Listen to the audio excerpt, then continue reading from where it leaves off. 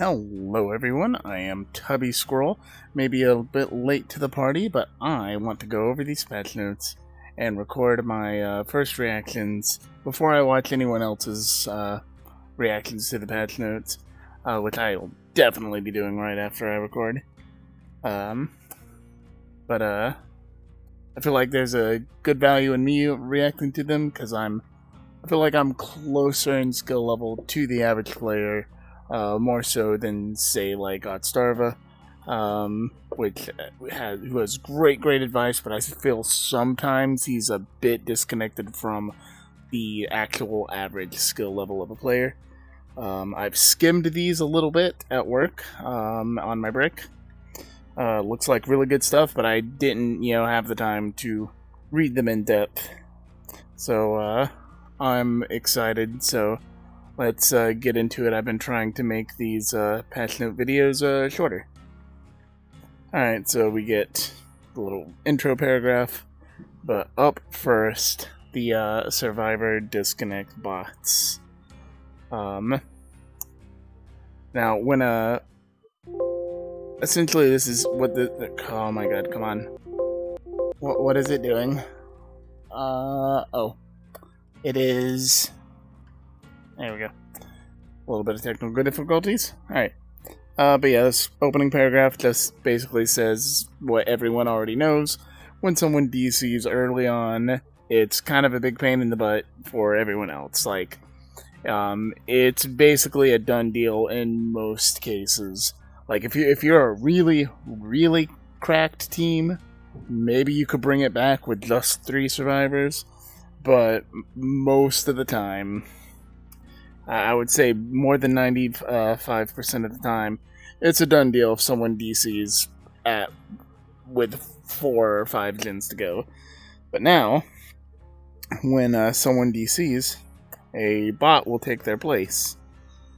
And from what it says here, the bots will essentially be like the bots you face in the practice. When you go into practice mode with Killer and you face the AI bots, it seems like that is what is going to replace the Survivor when they DC.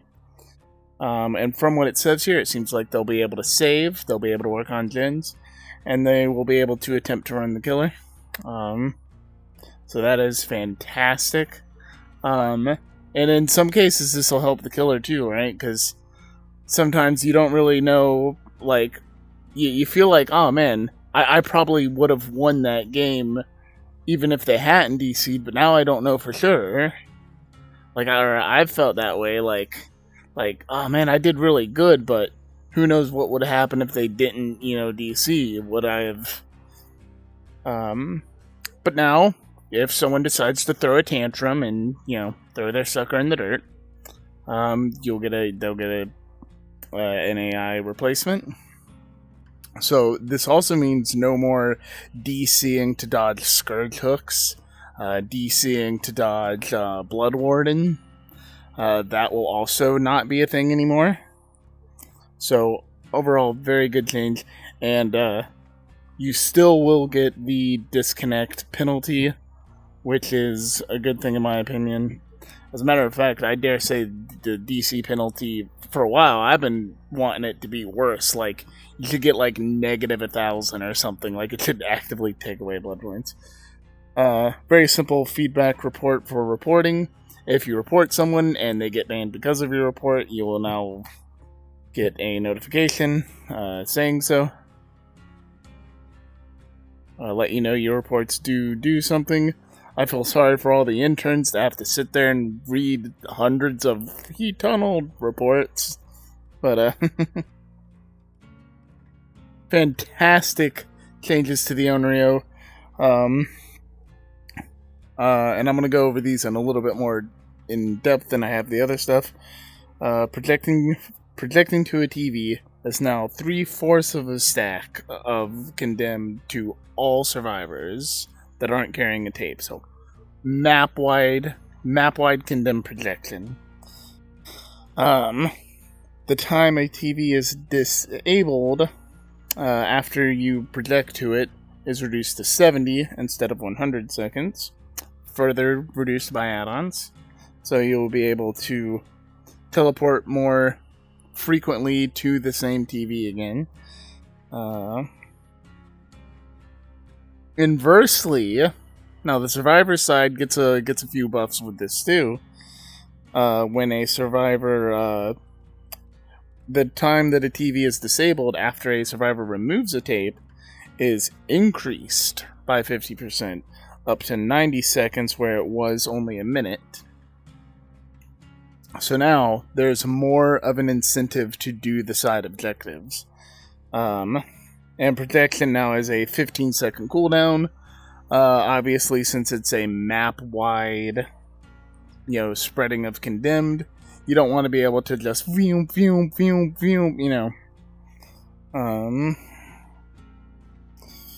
be interesting to see if the 15-second cooldown gets add-ons, because the add-on, she is up for an add-on pass, which it says later on here. But overall, this is fantastic. This will basically make her power a bit closer to Plague's, right? Where now a survivor has to choose if they want to just eat the condemned stacks and possibly suffer for it, or if they want to spend time doing the side objective. So now it's much more appealing to actually want to get the tape and do Onryo's side objectives, where before you could largely ignore it. Like, you could largely ignore it the whole game. Maybe one survivor has to move the tape at some point. But here's the kicker. Holding the tape doesn't just make you safe permanently. It'll make you safe from the passive condemn every time she teleports. So that's a good boon to want to have the tape. But if you have the tape and you get hit with a basic attack, you're struck with one stack of condemned. So if you get hit twice, like the case closes out, you hit twice in a normal case, 2 full stacks of condemned. And when a survivor carrying a tape is hooked, all other survivors gain a stack of condemned, and the tape is destroyed. As a counterbalance, holding a cursed tape no longer passively builds condemned, and the cursed tapes can be put in any TV other than the one they were pulled from, obviously. So now it is a much more strategic give and take. And I think that is fantastic. That's going to make playing as and against Onryo so much more interesting. And some smaller buffs here. You can no longer stun the Onryo while she's demanifested. Cases are prevented whilst Onryo is demanifested. And demanifesting now removes Bloodlust. Slight nerf. So a few slight nerfs, few slight buffs. Overall, I'd say it's a buff. And it's definitely a buff to the fun. It's going to be a much more fun killer to play against now. Particularly against, I'd say, because playing as Onryo was already kind of fun because you get to ping all over the map. It's going to be a lot more interesting playing against her now, for sure. Even if she is a bit stronger now. And then, of course, they're going to give her an add-on pass. This is a big one. So Killer's got a little something. They got to eat. They got to eat pretty good with the Onryo buff. But now survivors get to eat a little bit too here. No more hook grabs. Essentially, 2 big paragraphs here. No more hook grabs. You can see right here in this next update. We are removing grabs from unhooking survivors. So, if you're... Essentially, this is everyone's idea that you can't grab a healthy survivor off the hook. It's essentially that idea. Because if the survivor is injured, you can just hit them. No big deal. If a survivor comes in for the rescue and they're injured, you just whack! hit them one time, they're down. But now if they're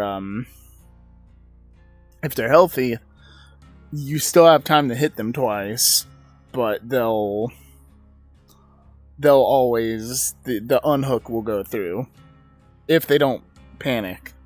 It'll take a little bit of time for them to not panic. But essentially, this is, you can still make the trade, but now you can't get double for free as killer. And this is a slight disincentivization towards camping. Incentivization, is that a word? A slight de-incentive to camping, which is always good. And then this patch notes just goes back and forth, and now we get something else for all the killers. Survivors get no more hook grabs, and killers get a nerf to brand new parts. So lots of people eating good today. All right. In recent months, brand new parts has once again become a hot topic for discussion. Quite a bit of time off from a generator, compounded with multiple survivors bring one into a trial. Rework this add-on. Okay. When a brand new part is installed, you will face a difficult skill check. Upon succeeding the skill check, the generator's required charges are reduced by 10 and the add-on is consumed. In terms of time saved, and sorry if you hear the fireworks in the background, I am recording this on the 4th. In terms of time saved, the updated brand new parts will save 10 seconds compared to the previous 22.5.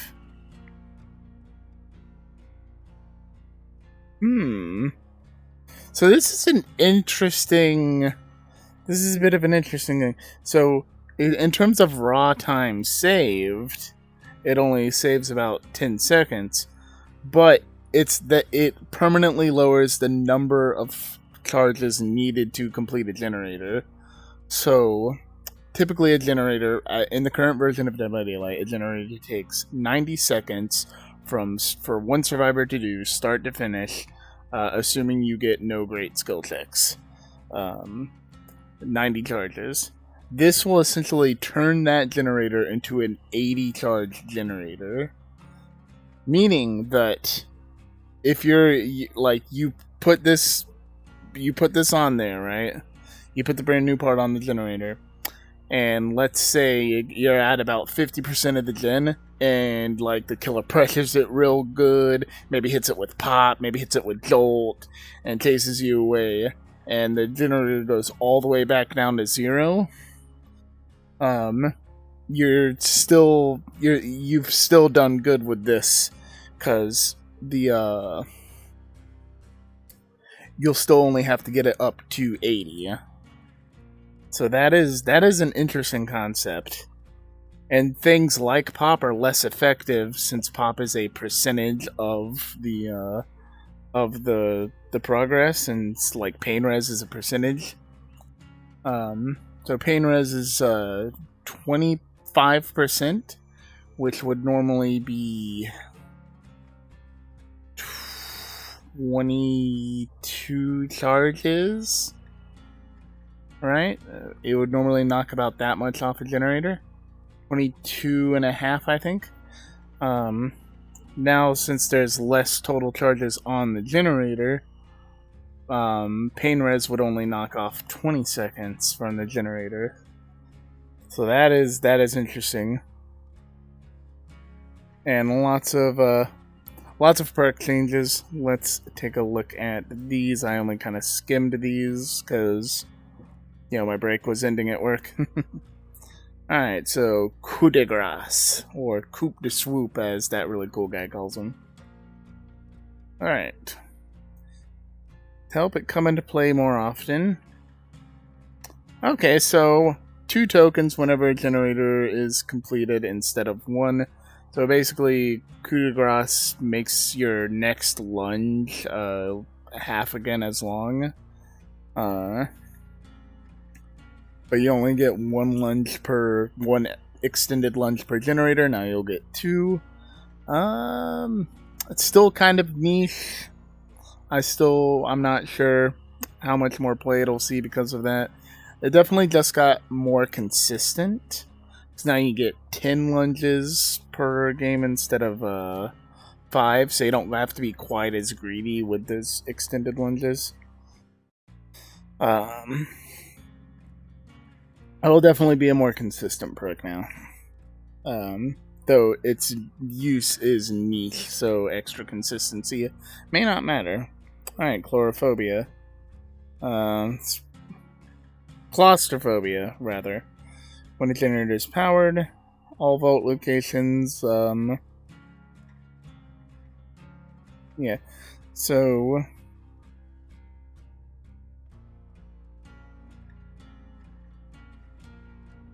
what? That sounds crazy. Okay, so currently claustrophobia. When a generator is completed, all vault locations within 32 meters, a standard killer terror radius, are blocked from around that generator. Removing the range restriction. Survivors will launch a ramp quickly and find a... No. So, all the vault locations on the entire map are blocked whenever a generator is completed. Yo, that's strong as hell.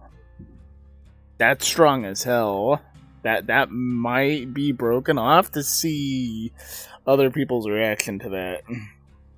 Alright, Hangman's Trick. If they manage to make Hangman's Trick an appealing perk to run, that'll be a feat. Alright. Tricky Spot. Its range is small.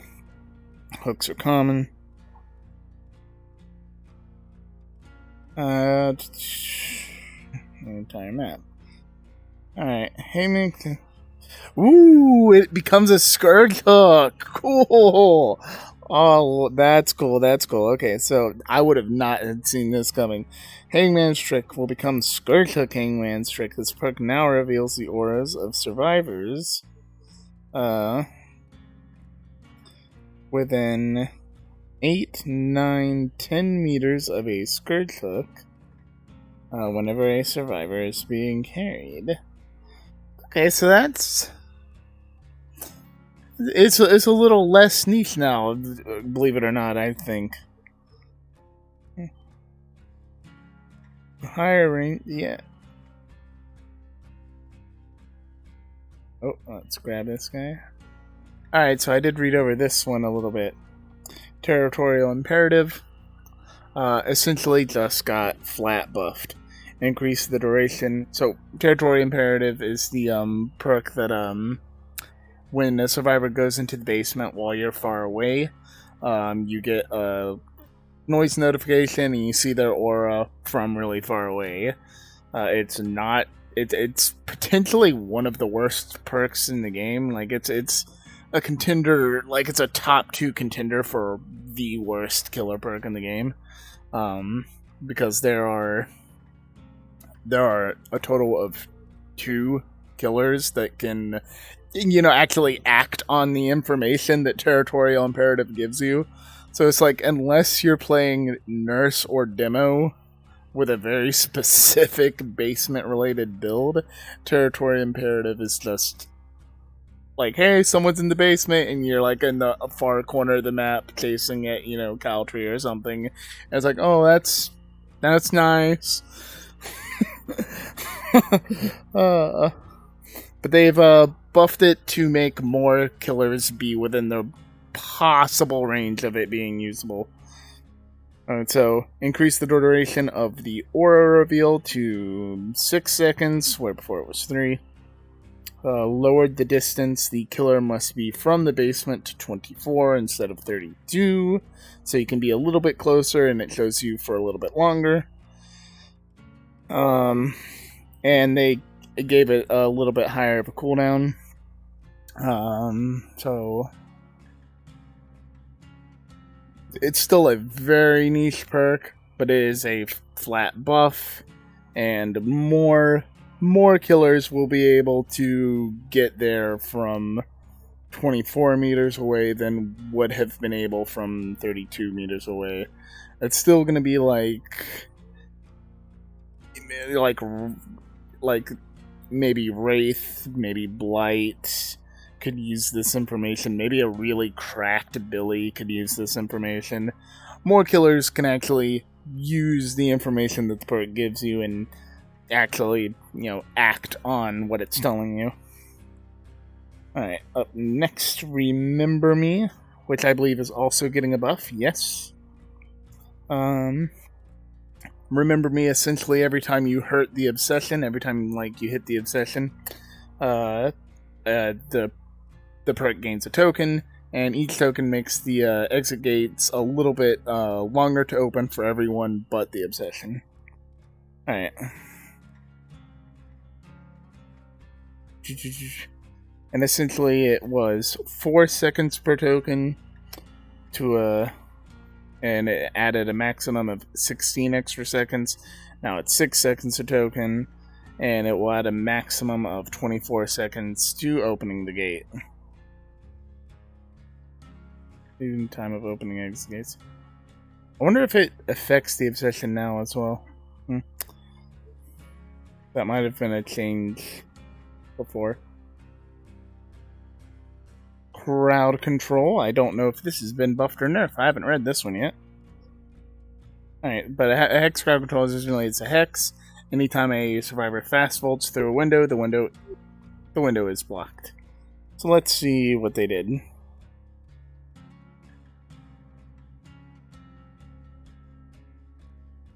Alright, we're increasing the duration of entity blocks caused by hex crowd control to a minute? A minute? Holy smokes. That's forever. That shuts it down for the entire case. Like, they volt a window and it's shut down. You get 1 volt, make it count. Oh. That is a minute. See, that's really strong, but you gotta remember, it is hex crowd control. So they can find the totem and they can break it. This is what a hex should be. It should be really powerful because it is a hex perk and can be disabled. I did read this because Trail of Torment is one of my favorite perks. So currently, the way Trail of Torment works is you kick a generator, and as long as that generator is regressing, you are undetectable. Now, as a caveat, it does show the survivors the gen you kicked in yellow. So survivors see that gen highlighted yellow, and they know something's up. They know either one of their teammates put a blast mine on it, that it's bugged with the wiretap, or that you kicked it and have Trail of Torment. So it does show itself to the survivors, and if they're astute, they can detect it. But I find that a lot of the times they don't expect this perk. Like, they don't expect you to be able to become undetectable at will, especially on killers that aren't typically stealth killers. I find this Trail of Torment works really well. Currently,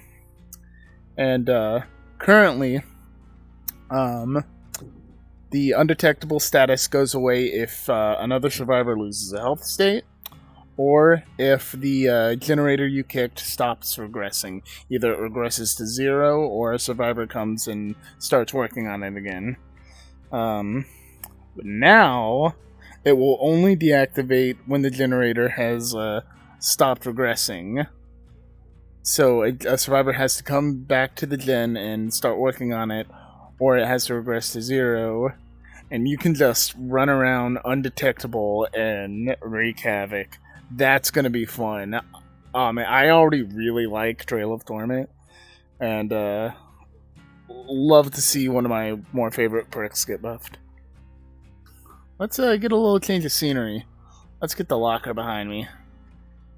Yeah, there we go. A little bit of controller drift here. Awesome. Alright, we get some survivor perk changes too. Blast Mine. Oh wait, actually I skipped one. Skipped one, didn't I? Prove Thyself. Ooh, is it getting a buff or a nerf? Let's see. This perk can repeat spare. Small range, yep. So Prove Thyself. Each survivor working on a generator, when someone on that generator has Proved Thyself, gets a 15% speed boost to repairing it. And it's nothing to scoff at. It's a pretty significant. To negate the penalty of working on a generator simultaneously.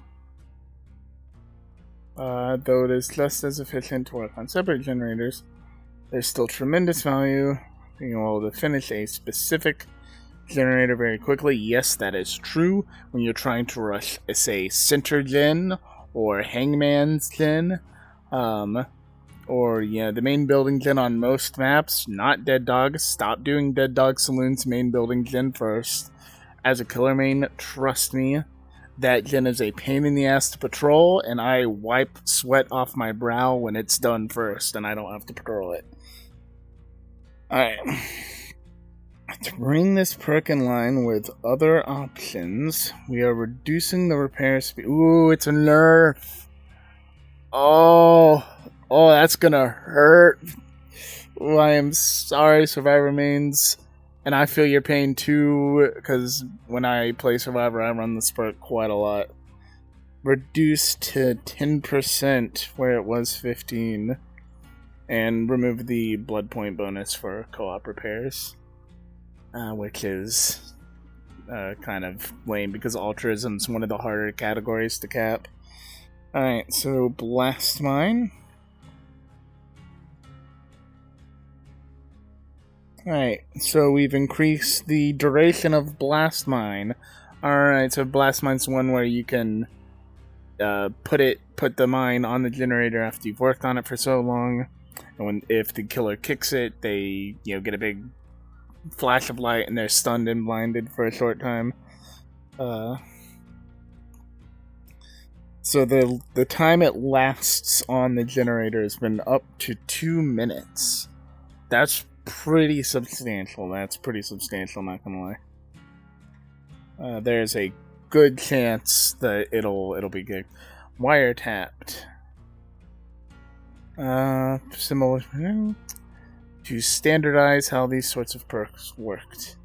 Alright, the duration of Wiretap has been made to match the duration of Blast Mine. Awesome. Oh, they were different before, but now they're lined up.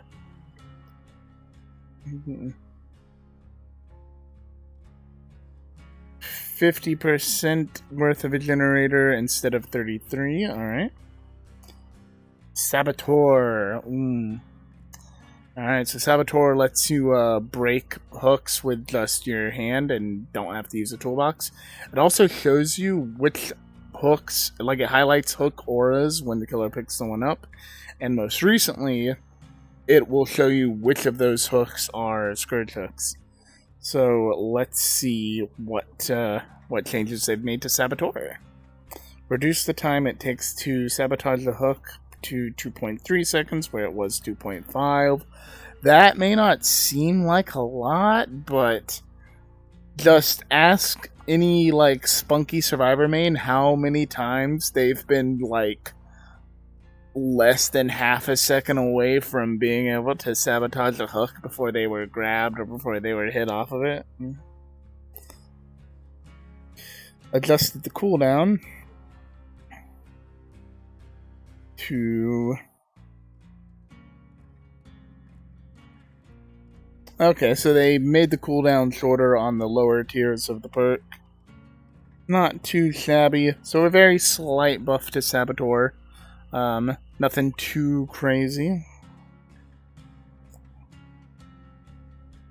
Clairvoyance. Only so many totems to go around. Clairvoyance will now... Okay, so Clairvoyance, it like lets you see a whole bunch of different auras of survivor objects after you cleanse a totem. Now it will also activate on blessing a totem, which is weird that it didn't before because it released with Michaela. So... so it's really weird that it didn't before. Alright, Breakout. Okay, so Breakout,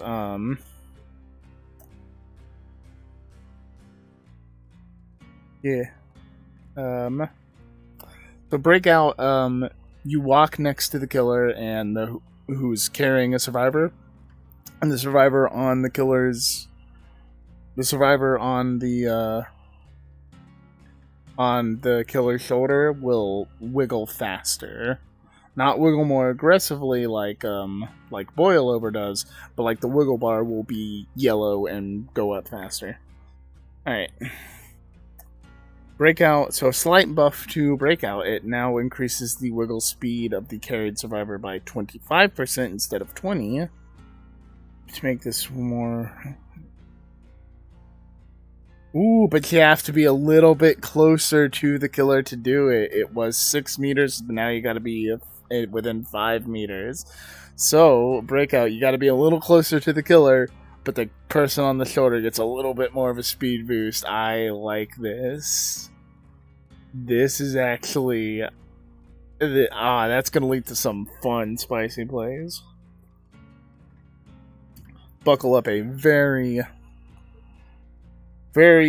not used perk. So yeah, Buckle Up, like it like shows you how much you've revisited a perk, gave it a new effect. Alright, that's good. Because honestly, Buckle Up kind of doesn't really have a use anymore, because the Survivor HUD icons shows you how far you're recovered on the ground anyway. So it essentially does what Buckle Up does, but better. So let's see what new effect they gave Buckle Up. Upon healing a survivor from the dying state, both you and the healed survivor gain endurance for 10 seconds. Isn't that just... I feel like that's just the seal perk, Bloodbacked. Isn't that just Bloodbacked? Or We're Gonna Live Forever? Anyway, Smashed Hit. This is kind of big, actually. So Smashed Hit is an exhaustion perk that gives you a speed boost. Similar to Lithe or Sprint Burst. But Smash Hit activates after you get a pallet stun. And then it exhausts you. They're reducing the exhausted effect to 20 seconds. That's pretty low.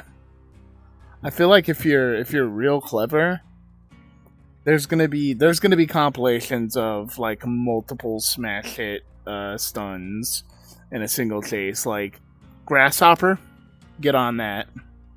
When this goes live, I want to see a video of you getting at least 3 Smash Hit stuns in one chase. Alright, Spine Chill.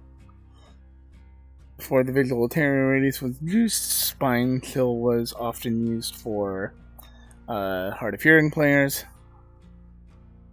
Oh, okay, so they're essentially removing the visual terror radius aspect of Spine Chill, since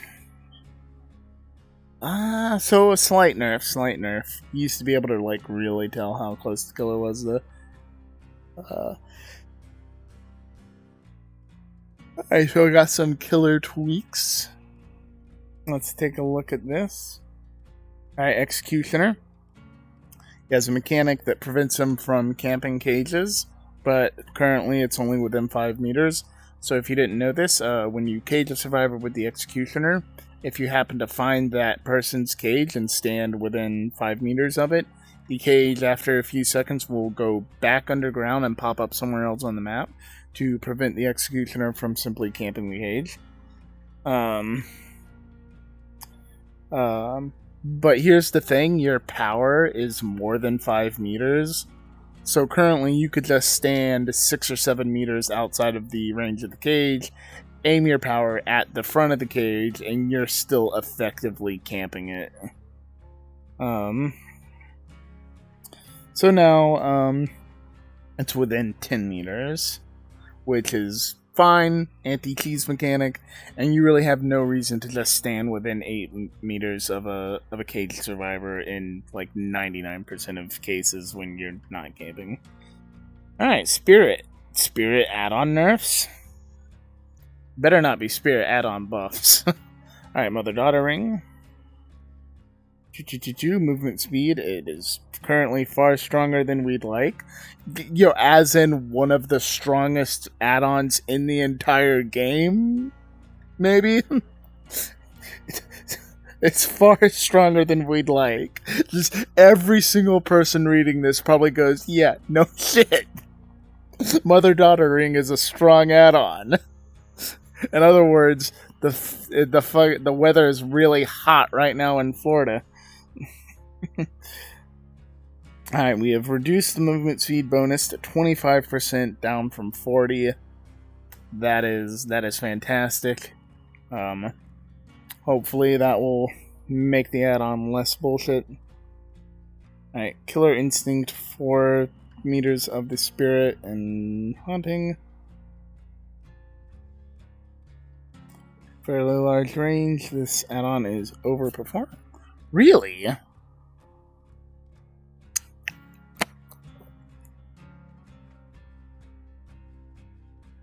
Get Instinct 4 meters of the Spirit once these. Alright, reduce the range to 3 meters. Alright. Alright, so the duration add-ons.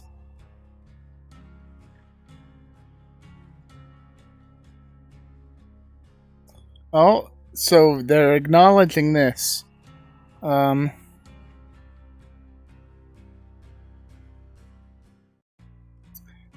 That the duration add-ons technically kind of make the power recharge faster. The duration... Okay, so this is basically just a bug fix on these add-ons. Alright, or Origami Crane. Basically, if you don't know, the power just recharges at the same sort of rate, no matter what. Right. So now it will take longer to recharge if you've been in your power longer. Alright, Origami Crane. Since the above add-on's no longer...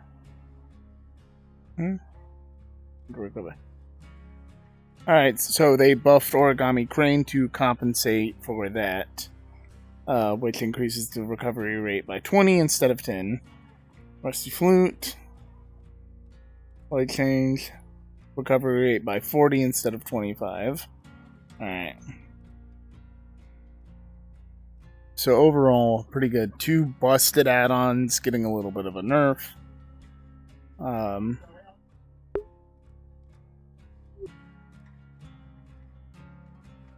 2 busted add-ons, getting a little bit of a nerf.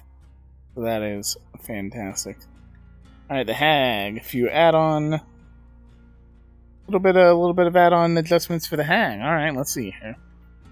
Waterlogged Shoes.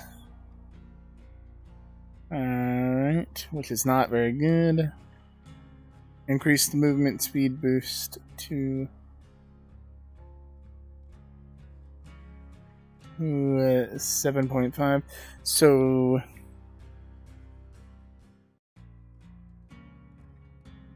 yeah, you can't teleport to your traps, but it slows nearby survivors and gives you a speed boost. And now the speed boost is a little bit more significant. 7.5%. Does that make her faster than 4.5? She was with this add-on. She'd be a little bit slower than a regular killer. Now she'll be a little bit faster. That could work.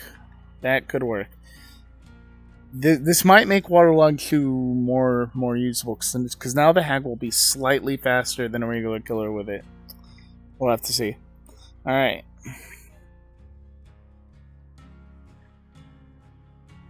Mint Rag, teleport to any. 15-second cooldown. Reduce the teleport cooldown to 10 seconds instead of 15 with the Mint Rag. Mint Rag lets her teleport to any trap on the map, so flat buff. The Mint Rag and the Waterlog 2 should be good since those are her iridescent add-ons, so just a straight up buff to both of them is definitely welcome. Alright, half shell and cracked turtle egg. The range, or the duration of triggered traps. And I'm gonna have to edit that out. Alrighty. Both are underperforming. Having trap duration, so just flat buffs on these. Which I don't think that's why they're underperforming. I think they're underperformed because the usually you decide right then whether or not you want to teleport to the trap. And waiting longer usually is not ever the right play. Oh my god, it is.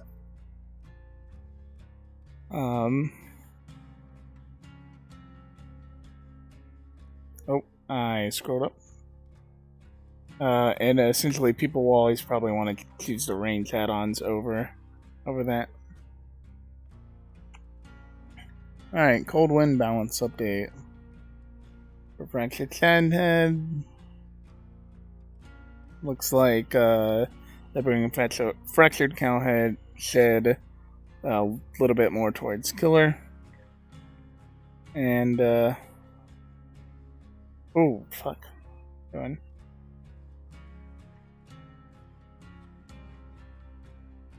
Updated tiles, details, so they look real nice.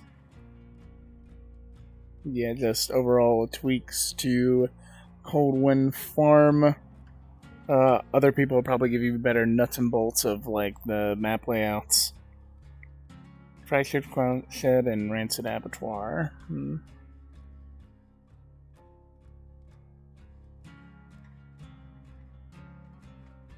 So we changes, reduce strength. So these two, it looks like for both maps, they're making them a little less survivor-sided.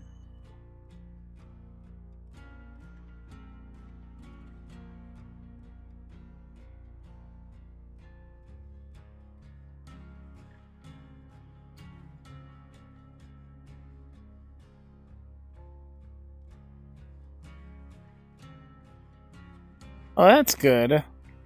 Opened up the storehouse a little bit to be less, condensed, a little less claustrophobic, a little bit less like there's a big fucking wall in the middle of the map. So overall, definitely good changes. And now I get to spend 100 years editing this. But yeah, I am Tubby Squirrel, and yeah. Let's get